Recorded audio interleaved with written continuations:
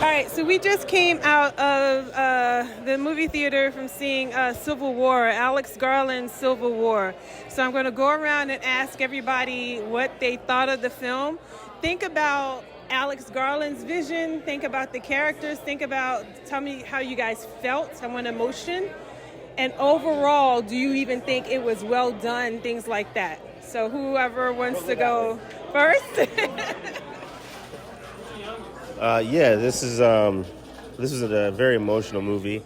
I cry a lot more often in films these days, but this is one of my hardest cries.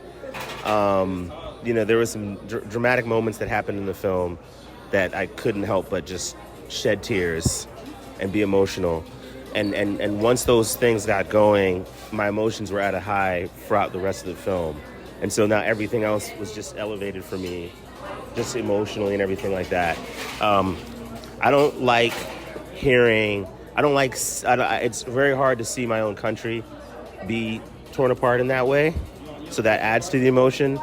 I was concerned with him being a British writer and a director depicting the United States. But I think in the end, it turned out to be good because it shows us how somebody else sees our country, right?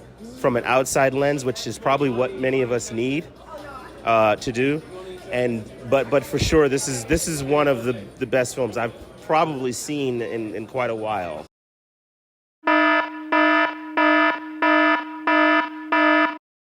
Well, first of all, what the hell? There was no Captain America or Iron Man in this. I think they artfully got around the idea of saying whether one side of a political spectrum is right or wrong, and really brought about the idea of what happens when that idea of you're either with us or you're with them gets so definitive that you have to kill them, that they are absolutely, without question, what's wrong with the country and need to be destroyed. I think that was, there's obviously no answer to it, but it's a hell of a question that was raised. That's a very, very good point. I kind of, I'll just add this in there, and if anybody wants to add to it, they purposely didn't want you to know much on whose side, right? So that was pretty clear because we all knew that it wasn't about that because people clearly was just trying to kill the other person that was trying to kill them. So that was pretty clear. And for that, he was genius because we were, at least for me, I'm always looking to find out whose side is who on because that's where we are right now. And that's what I think a lot of films always do. They pick a side or a perspective and they stick on that and then you're being brought into that perspective and that lens where I think he did a really good job in not doing that. What did you think, Maurice? Well, yes, I would agree, but my focus was more on how ruthless and how it's definitely just about survival. Nobody really gives a shit, and just how ruthless men can be, you know what I'm saying, when it comes to humanity. But that was the most part that I took from it, but it also feels like we're being conditioned as well. So outside of the film, I think we're being conditioned because I don't know how many films I've seen like this where they're talking about this going to be a possible civil war here in the States. Oh, they just had the Netflix film not too long ago that the Obamas were involved in. What was that called? So it does feel like someone is trying to tell us something. You know how movies do. It's a cautionary tale. It's Yeah. one of those cautionary tales of the future, a probable reality or a probable future. So, yeah, I agree.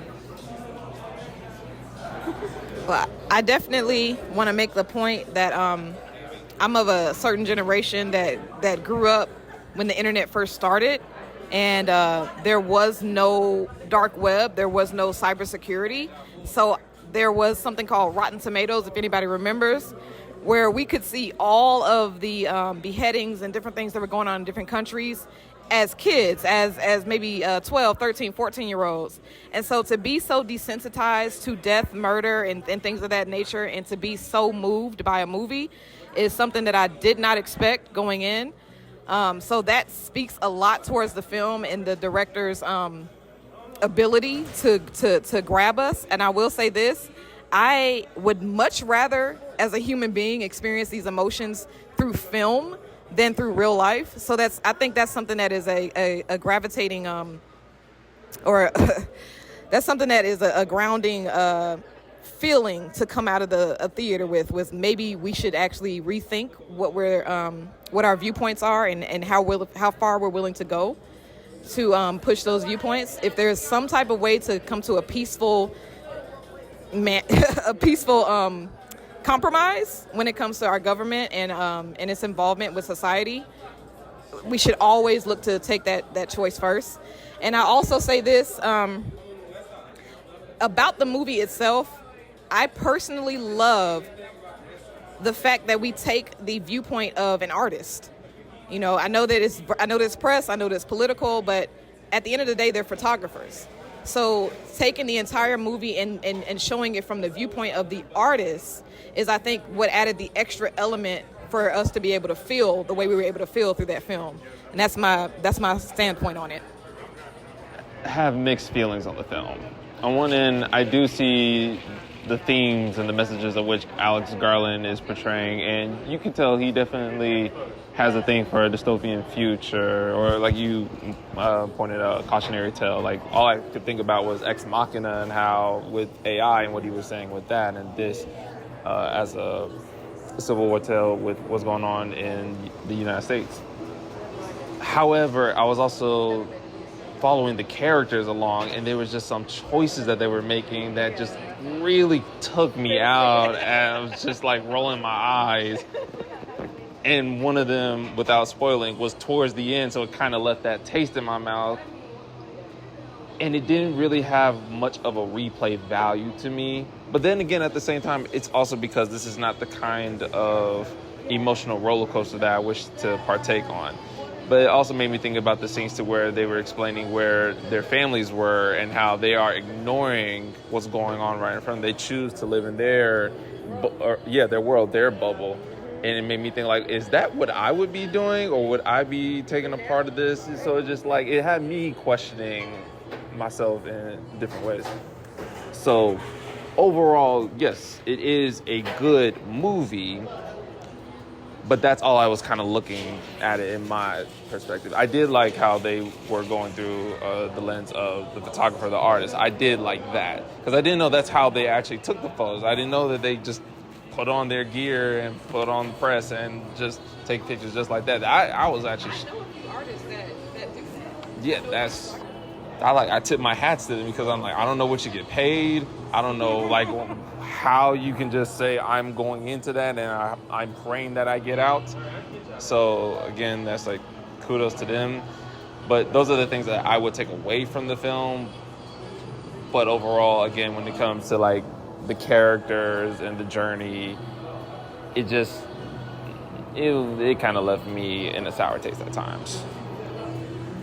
I have a question for you.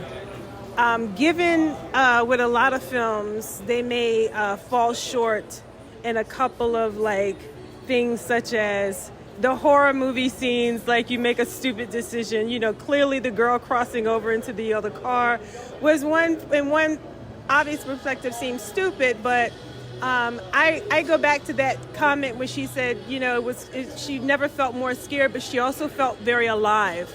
She's a teenager. That's what a teenager would do. And if she saw another guy got away with it, because your initial reaction is, you idiot. What are you doing? Why would you let her do that? Like, what are you doing? But clearly she's a teenager, and in a lot of some of these films that I've seen, especially when they're in a post-apocalyptic situation, they do these things sometimes where, of course, in our normal, we're just sitting in the theater watching it, just seems really dumb. But I don't know what stupid things I would do in the middle of an apocalypse and all, you know what I mean?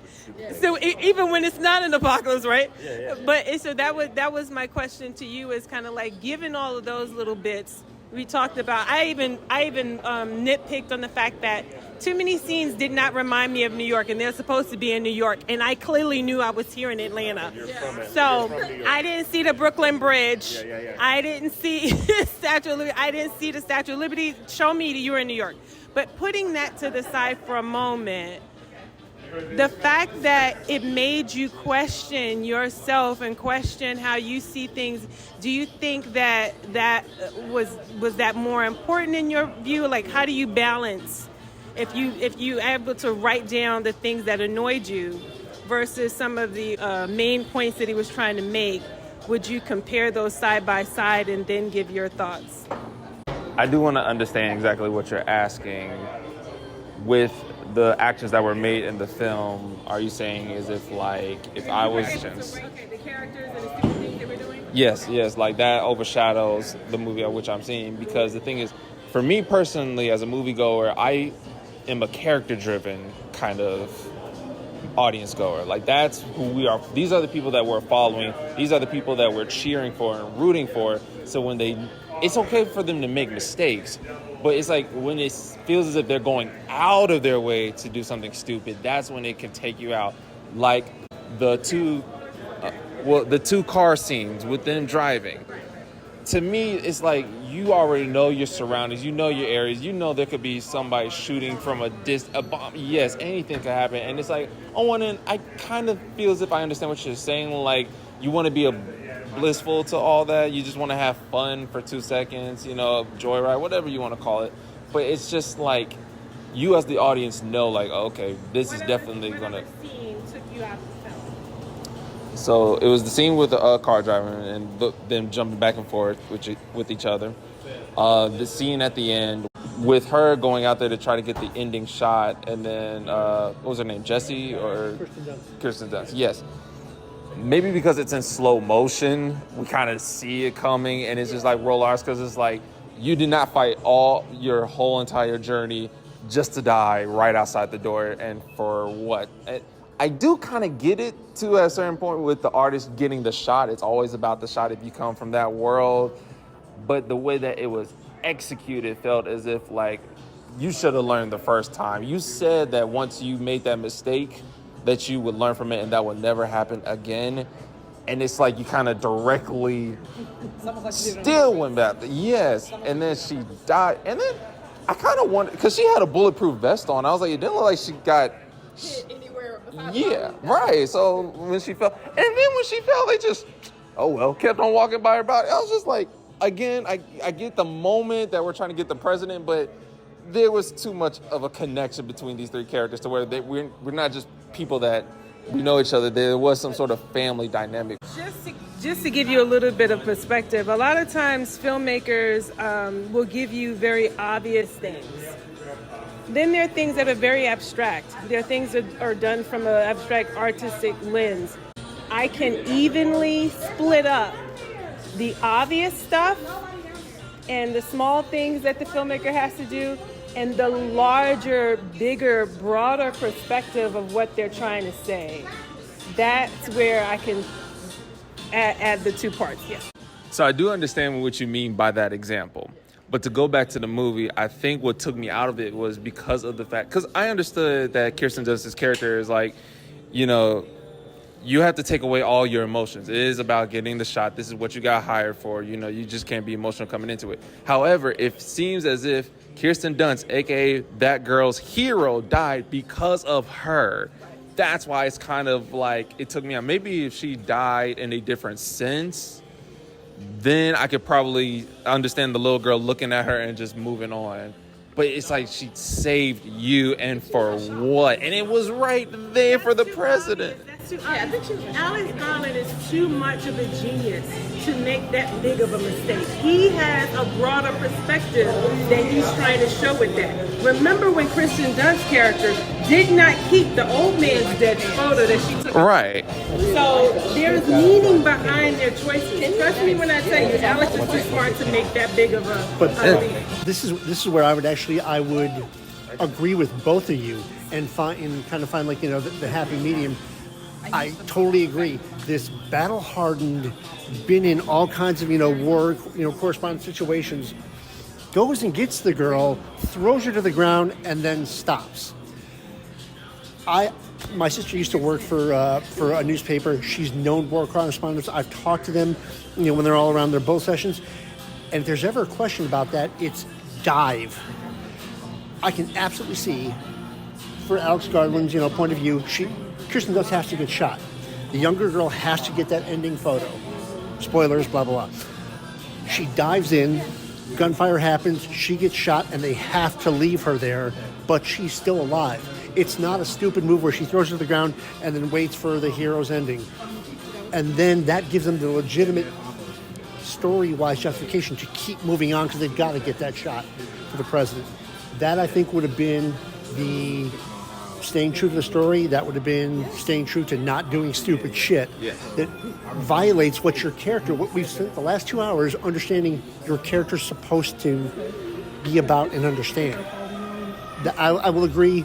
The car thing was goofy, and I get that that's a writing device. But when she, threw that girl to the ground and then stood there, that was one of those, okay, movie moment. This is no longer following the story. This is, here's your hero moment, slow motion, wait for it. Dead.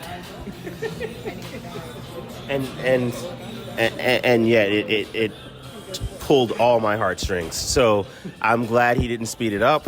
I'm glad he drew that moment out because that was an emotional moment. There were two big emotional moments for me, the Hong Kong moment and that moment. And I would have felt robbed if it had been rushed because I was really with that character. Kirsten Dunst's character, I was with her. I was really with her emotionally through the whole movie. And I saw her changing, like kind of losing that killer. I guess we're into spoilers, but losing the killer instinct that she always had. And I think the turning point for her was losing Jimmy. Oh, yeah. She's still in grief. She's still in shock. She's totally in grief. She's still in grief. And on top of that, she kind of always had this ideal that she was doing what she did so that it wouldn't happen at home. And here it is. She's at the Capitol. It's still happening. Nothing she does matter. And she's losing all her friends for this. What is the point? Right. The other thing that earlier when you said, it reminded me of the fact that, so here they are as artists and as journalists and photographers and stuff. They're desensitized until one of their own dies. Mm-hmm. And I just think that's also very telling in that so all of them, none of them, they weren't crying when they take a shot of someone else who died. And their head could have gotten blown off right in front of them. But clearly they felt when one of their own dies, then all of a sudden the camera stopped rolling, right? They put the camera down when one of their own dies. So that's almost the same thing what we do, right? We sit in our own bubble until one of our own dies. The same way those people were in those small towns. Absolutely. They weren't worried because they had some dudes on the rooftop to make sure one of their own don't die. Because other than that, as long as it stayed over there across the street or down the road or whatever, they weren't losing sleep over it. And so that's definitely another thing that we tend to do as human beings because we're so separate. We're not as connected anymore at all. I think with technology and everything else as we evolve as humans, or I hate to say it, de-evolve, because I really think we're de-evolving. I think to answer your two points, though, I think it's maybe very slight shot choices in the motion of it. If she had been in a moving, like your main thing was like the way she stood there, which I noticed that, and then also, but either way, getting into the details, I think if he had changed up the shot choices a bit, that it would have felt more realistic to. Yeah, go ahead. Not in deference to the cinematography, in deference to the character. Yeah. That's the thing that bugged me was. It wasn't that it was, a still shot. It wasn't that it was slow-mo. It was that the character who has been through this kind of bullets going by your head, that one doesn't have my name on it, the next one might, idea stopped. Yeah. And I get the idea that, once, Sammy had, had been killed, that kind of started to shatter her mental state. But still, it feels like that ending was kind of, I don't want to say a cop-out, but you built up this character to understand her world, and then you're dumping it the last second so that you can further the story. Yeah. Do you think it could have been done on the cutting room floor, meaning in editing, and the suits came in there, and it was just like, oh, we got to change the ending, or we got to... I think her character wouldn't... Ending where Kirsten Dunst is still alive? No, not that, but just how it's cut, how it might have been edited, I don't think her character would have done that prior to this chain of events. I feel that was the reason she died, was partly because of the evolution she was going through, where she was losing her edge, she was losing her care only about the shot, and the fact that she even cared about that girl enough to save her, you know, I think is part of it. But I do agree that the standing, maybe he could have done that a little differently, so it wasn't such an obvious, like, kind of clueless standing there, you know? I wouldn't even say it's the standing. I'm okay with her dying at the end. Yeah, I kind of saw that coming. Yeah, it was just the way that she died, the way it was executed on screen. Yeah. Because again, all this build-up, and like you said, it kind of feels like a cop-out. There's many ways we could have got around it, and again, because of the little girl, for her to die to save her life, which I feel as if you already made a couple stupid decisions beforehand, and I feel like you're mature enough to have learned from those immediately. If this is the profession that you're trying to get in. Wasn't she at least around 18? She's 19, 20, 20, Yeah, 20, she's probably 20, even 21, possibly, you know? Maybe a young looking 21. Yeah, because that's what Alex Garland likes, you know, he likes the young. I knew she was going to live because of We've talked her. about that before. So when I has a saw type. her prepare on screen, I knew she would be the main character and survive because she looks just like all of the people that he casts, which is they look like they're women, but they look like little girls. Manuzzo, you saw the other one that was in Devs in there, right? Yeah. Yes, that Deb, was. she was in there. She was Anya. Yeah. Yeah.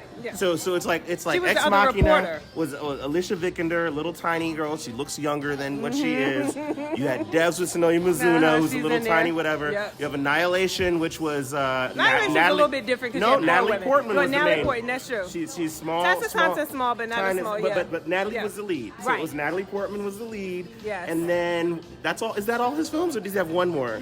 Men. Oh, you didn't see Men, did you? Yeah, I saw Men. Yeah, Oh, so you Men did? was also Okay. like she's same small, slight frame. He has a thing for Has a those types type. of women. And as soon as she appeared on screen, I was like, she's gonna make it to the final credits. She's white. She's petite. She's petite and She looks young. That's the Small-chested. small chested. It's just big. Yeah. His wife looks like that too, by the way. I checked it out. His wife also looks like that. Yeah. That's funny. Yeah, he's got a type. It's one thing you have a type, but then it's like you have certain actors, of course, that you want to use again, like the older gentleman who was in Devs as well. Yes. The older gentleman, I love him. Nick The Offerman. the comic relief in his lines is just brilliant. I just love his president? personality. Yeah, I just love everything that he says. He's very real with it, and I just love him. Unfortunately, I knew he was gonna die in this one, but I just love him. The president, the guy who played the president? Or No, you talking not about the black guy? president, the black guy. Oh, yeah, black guy. Okay, I don't know his real name, so that's So why the I didn't president know. was also in Devs. Oh, I forgot about. Oh, was yes, the- that's he right. was- yes. Oh, I forgot he was. That's right. I think his hair, something's different maybe they in cut this. his hair differently. Yeah. Yeah. No, So I he was brought talking back a about lot the of the other. crew, yeah. Yes. And that's fine. I'm used to that. That's good, This is supposed, Alex said he wants to take a break after this film, which I understand, but I think a lot of it. You're so silly. I think a lot of it is because it can be very difficult working with a lot of different personalities and actors, and whenever you do gel with someone well, Right. and your energy works well, it's easy to get stuff done, and maybe they can take it to that level for you, even though you mapped it out. And I can understand because all the big directors do that. Every single one of them have a team, certain actors that they work with all the time. So I'm fine with that. Speaking of actors, I did find it interesting how Jesse Plemons was in this, and he's married to Kirsten Dunst. Yeah. And I didn't know that, by the way. So thanks for telling me that. oh yeah, And they were both in Power of the Dog together as well. Oh, that's right. Yes. Yeah. I heard a little rumor because I actually know some people that worked on this movie since it was here in Atlanta. There was a rumor that Alex wanted a certain actor for that role that Jesse played. I forgot who the actor was. Oh no, Jesse's role. Oh, okay. Right. And I don't know who the actor was. I forgot what they said it was. But when they were not able to cast them, they were like, "Oh my gosh, we need somebody to fill in this role." Yada yada yada. And Kirsten was like, "I think my husband's not doing anything right now. You want me to give him a call?" Yeah. And so you gave him a call, and he was like, "Oh yeah, I'll be there." He flew down. And so when I saw the preview, and I saw him in it. I thought he would have like a major role, like he would be the president's right-hand man. Right. But when I saw he was only in one scene, I was like, it was that hard to find somebody? You could have got somebody here in the city to play that role. It wasn't like a make or break role, unless you're not already...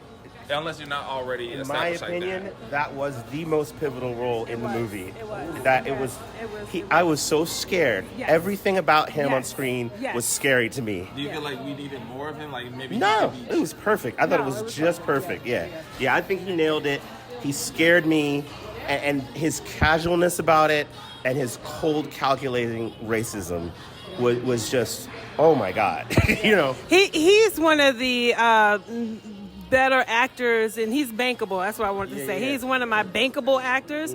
One thing that I do think about with this film, with the actors, especially him, there was no big league cast, actor in this movie. Yeah, exactly. And it still worked, and I'm glad that they did that. They didn't need, and some people I think would get nervous about that. This is Jesse Plemons, right? Jesse Plemons, yeah. Plemons. He is the probably, between him and Kristen Dunst, is the only two larger known, larger you know what I mean? names, yeah. But the other guy that played in it, the Hispanic dude, Mora, yeah. he did an excellent job. Yeah, I loved yeah. his And character. he's not Pedro Pascal. which Yeah, I'm he's sure- not. It took me like 10 minutes to be like, okay, that's not Pedro. But my God. Thinking that because Everyone was thinking that. Yes. Yes. He totally could have been like his brother or somebody. Like, I'm an American. What kind of Central American? South American? That was so intense to me. I'm like, bro, Yes, I'm from Florida. He's like, oh. Yeah, scary. Yeah, Scary. it was very, very scary. But I like the fact that they did that. Should have picked up some guns, by the way. Yeah, clearly they were shouldn't be driving unarmed. Yeah, they were armed with the cameras. And what it is that earlier on they did say that they were still fearful of their life because during that time they were being killed. So it almost didn't make sense why they would not even pick up the gun whenever the other guy dies. Why not pick up an old gun? First, yeah. again, like having family that have been in the photojournalism trade and having talked to war correspondents. If you ever saw Full Metal Jacket, the one photographer character, not the Matthew Modine one, but the other kid was like, oh well, I'm here to be a photographer, and the shit gets too thick, I'll turn to the rifle. I've known war correspondents who don't carry weapons. That's not what they're there to do. Yeah. If they die, in their mind, like that's Part of the job. that's part of the job. Not only Like part of the being job, but that's military. that was part of the assignment. You're going there to tell that story. You're not there to fight back. And if it's a question of, I got a gun to you, I'm just here to take photos, and if that costs you your life, then that's it. Yeah. But not, I got a gun at you. Oh, well, I've got a gun too. Let's fight. That's not what they're there to do. Right. So I totally get why they didn't pick up guns. And at I'm that also point. going to say, I think not carrying a gun is probably their only safety. Yeah. Because if they're in the middle of a situation and they're found to have a gun, I think that immediately puts them out of neutral territory and into potential threat territory. True. So probably not having a gun keeps them alive more often than it would ever help them to have a gun. And with due respect to, like the writing aspect of it, if, Sammy's character had a gun and he sees the first guy get shot, okay, then just start picking them off, to get your friends. As a writing device, if there was guns, you'd be like, why didn't they just shoot him? Yeah. When he hits him with the car, like this was the only option he had. Yeah. Well, that was a dilemma, though, because on the one hand, I agree that both sides seemingly were protecting the press. So they was hiding, a lot of times behind the military guys, and it was protecting them, right? Yeah. And it didn't matter what side. They seemed to all do that, and it was a natural thing. They all did it. Yeah. But it still conflicted with the earlier statement of the older gentleman had warned them and said they're killing press people. Yeah. So this was a different time. It wasn't like there weren't any rules anymore. Yeah, It the seemed. rules were being It violated, seemed yeah. like it was a Wild West. I mean, Yeah. they clearly was trying to take down the president. Like they weren't being respected in that same way anymore. Yeah. So that's why, in a way, I get what you're saying. Though that does seem, true in that it probably would endanger them more if they, And I'm not right. Yeah. I'm not saying walk around with it visibly, but having a handgun in some small situation where it's just you and that other person, a knife, a BB gun. I'm just saying, you need to have something. I took that line, earlier on in the film where like they're killing journalists, in DC, that was, the current administration killing journalists, not the quote-unquote Western forces who are coming in. Like maybe. Oh, but wait a minute. What about that scene where didn't somebody say, "I don't want you filming this," or "I don't want you capturing this," or something? Well, was there a scene? The Jesse Plemons scene was they were like, "No, we'll let them know we're journalists," but he says they don't want people knowing what they're doing here. Right. Because they were doing some off-the-wall Of shady course, shit. of Like, course, that was like of some course. genocidal type stuff Oh, going yeah, on. oh, yeah. I don't even know what they were really... Yeah, I want to watch exactly. the movie again, actually, to try to figure out what were they actually doing. Like, what the fuck? They don't tell you much, though. Yeah. That scene was just, here's somebody who is just caught up in the, hey, there's kind of, crazy shit going on over there. There's crazy shit going on over here. You know what? I don't like you. Bam. Well, there's crazy shit going on. That's why he's dead. Yeah. Bam. That's why there's crazy shit going on. Where it's just people are just killing other people because they've gotten caught up. And you know what? It's acceptable now. Yeah. Oh, one thing I was going to say real quick. Earlier when you were talking about how, or I don't know which one of you guys made the comment that this film is being shot by someone who doesn't live in the States. They're not American. They're in the UK. Yep. And they're shooting us, right? Yeah. We never see that. This is the first time you've seen a film where we're acting like some straight up fools, but we're so quick. Yeah, like The Purge. But we're so quick to put all of somebody else's other country's business. As soon as they're acting a fool, we promote that like crazy. Look at those animals over there at that country. Look at what they're going through over there. And that becomes our entertainment. So on the one, so that's one thing that I thought about, and I was just like, ooh, yeah, because from on the outside looking in, now we get a chance to look at ourselves, because this is the first time. This is technically not the first time, but right now with the way the country is currently, we are used to seeing that in a lot of other countries where the president is doing all this stuff and getting away with it and killing people and all this stuff that's going on. We're used to seeing that other places. So the fact that it's happening here does shine a light, because we thought we were too good for that. We were the civilized one. America's the one with these rules. We have these laws, and all these other countries, they live like barbarians. Right. Well, this is actually one of the things that I thought was so interesting and kind of telling. Obviously, we're in the South, we're in Georgia, what have you. I've also seen this up north, that idea that when they're in the car, I'm like, did we just step into a time portal? And they go into that shop, and the gal's like, oh, ask me if you want to try stuff. And Kirsten Dunst walks out there, and Sammy's there. He's like, just be real quiet about it. Look on top of the buildings. And you see that idea. It's this veneer that we're all going to accept. Doesn't it look great right now? Don't look up there. Don't look up there. Yes, it was so well done. That was very well done. There's absolute, toxic hatred underneath, but doesn't it look really pretty up front? Yeah. Just look at that. Yeah, exactly. So let me ask you this. What did you guys think about, though, the idea of... So, I'm an American, and I feel proud to be an American, right? Regardless of our troubled past, all the other stuff, I'm still an American, and I'm proud of that.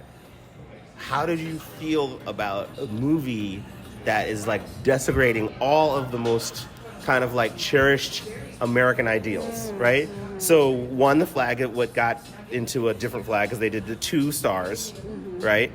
And 2, the movie ends, spoilers of course, with the fucking president gets murdered in the most brutal way, like point blank rage. And the final shot of the film is a picture of the soldiers smiling over the dead president.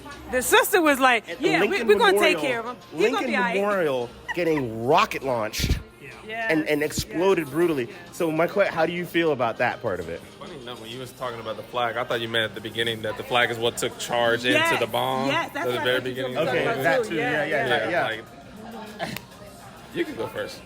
This is not the first time we've seen this kind of stuff, right? So the 4th of July, when they blew up, I think, then they blew up the White House. Or something. Mars attacks blew up the White House. We've seen stuff like this a lot before. Very different. Yeah. So just to preface it, the reason I feel those are totally different is because in those, there's always, one, a more lighthearted thing because it's like a Independence Day type of aliens, or it's not as, it's not as serious in tone. This is more a blockbuster film. Yeah, blockbuster popcorn film, and we usually win in the end. Yes. Almost always in those we win in the end. This one, that final scene is just president's What? fucking I think dead. that final scene brings about the obvious answer to the question: who wins in the end?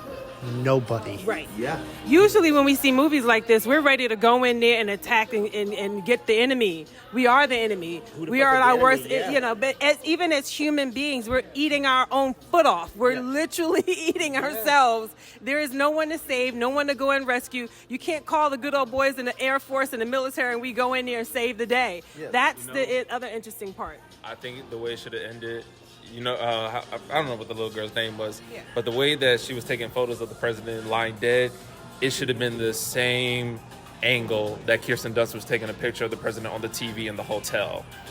Through the wide angle lens. Yeah. That would To mirror the same as That would've like been great. she's the one that gets the winning shot at the Oh, end. that the would have new- been nice. she's the That new- would have been nice. She's the new like Yeah. photojournalist. Yeah. She carrying it passes the torch on to her. Side by side, give you sort of before the story, after the story kind of thing. Yeah. But That would have been seen. That would have been something I think most audiences would have picked up on the second watch. I don't know. I mean, we're like very intently watching every shot I and would've scene. noticed it, yeah. I don't know if anybody else would have noticed that connection, but I love that idea, It's a though. great idea. I don't know that I wouldn't necessarily say that the film was sort of like a desecration of the founding principles of America, and again, artfully done. We don't know what they're fighting over. I personally like to think it's a Coke or Pepsi kind of thing, but seriously, because we don't know like what the grounds were to start this movement, that and start the first shot fired. That idea, it's like we don't know if it was something political, if it was something socioeconomic. What happened, and the fact that we don't know that really comes into that question of like, were any principles of the United States really desecrated, or is this just sort of what we're turning into? I think that's sort of that's what it the is. question of the film is bringing Yeah, about. yeah. you know. Because we all agreed at some point in this country on basic principles and basic things, and I don't want to say all agreed. A certain percentage of people agreed on certain things that people in this country should have. But then over time, as people started to kind of grow and kind of disagree, it kind of doesn't matter anymore, because it's almost kind of like 1 minute we're fighting over why anybody is not drinking Coke instead of Pepsi, and the other one we're fighting over, which one's better, on your hot dog, ketchup or mustard. And that's the whole point of the film, and I just think he did such a great job. I can't think of another film that made me feel this way in terms of when you look at a fight like this in a war, and it doesn't matter whose side you're on, because like I said, every film takes a side and approach mostly, or they just show you both sides. Like Crash will always show you different perspectives from the different characters' point of view. Those are really cool and stuff to do too. But to not give you a perspective, it almost feels so uncomfortable. He made us so uncomfortable. Visually with all of, with all the killing and the shooting and just the constant violence. But just because we would have felt way more comfortable watching all that murder and killing if we knew who we were fighting and why. Yes. Every single film, whether it's a zombie, whether it's another country, whether it's for whatever rights or whatever we stand You're for, fine with we the would killing if you accept. know why. We would totally accept the killing if we understood why and we felt we could agree with that perspective. Yeah. Then we're like, oh yeah, fire them up, light them up. Yeah. Shoot them, just shoot them. Like But every here you movie, don't just really shoot know. them. Yeah, you don't Yeah. know. You don't And it's know. scary, so that for me was also adding to the emotion, because it was like I grew up in a world or in an America where the highest office, the presidential office, is a respected office regardless. So whether you agreed or didn't agree, once that election happened and that became the president, that's your president. It was a line we did not cross. That was a line you didn't cross, and that changed somewhere between 2016 and 2020. That's when that changed. Exactly. Okay, there's a specific date. It's Yeah, January we have a 6th. date. Yeah. Is the 2021 or Yeah. whatever. Honestly, There I was think a- if we go back even further. We worked our way up to that point for sure. I remember being in college, and my girlfriend at the time, was kind of a hardcore Republican. I was a brand new independent at that point. And she and her friend were just talking about when Clinton got elected. Oh, that's not my president. That was the first time I heard that. I'm sorry, you live in Canada now? That idea, it's like, this is the highest office. This is the one representing us to the world stage. When you say you're not, you're saying you're not an American? President. Right. Like, what are you saying by That was the first time, and I was, it seemed that was so... when? When was that? It was like 2000, I'm sorry, in like 94. 94, so somebody said that. Okay. And that, I So that was Clinton. yeah. Yeah. And then, but that idea, it's like, this sort of division, I think it has been growing for so long. Oh yeah. There's been a lot of signs over the years. Yeah. I agree. So- Well, thank you guys.